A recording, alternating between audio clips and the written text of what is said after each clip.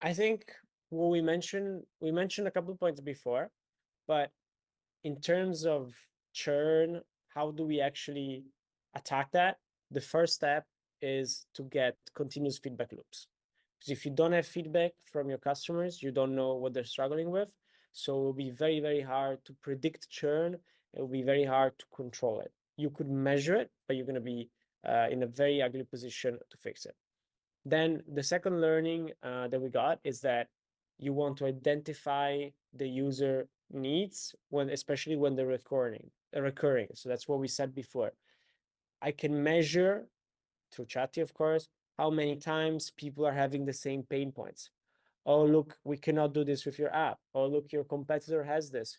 Oh, look, I want to be able to do this. Those are all pain points, and you need to understand the why behind them. So we can help you with that. Super important that you get that figured out for your app. In the beginning, when you're starting very small, it can be on an Excel file, but when you're moving into bigger volumes, you gotta use technology to scale that. And then the final step is develop solutions that are addressing those underlying problems. Because once you identify them, you wanna hit those problems straightforward and rank them based on the recurrence, right?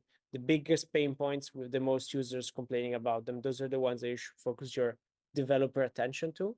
And I know all of you developer friends, you guys like to build, to code. So this is a way to direct your focus, your coding towards something that really, really matters. And those are a little bit the 2 cents of Chatty. And that takes us a little bit to the final offer that I want to you guys to have since you came to the webinar today, and is 300 interviews for free for the next 2 months with unlimited insights.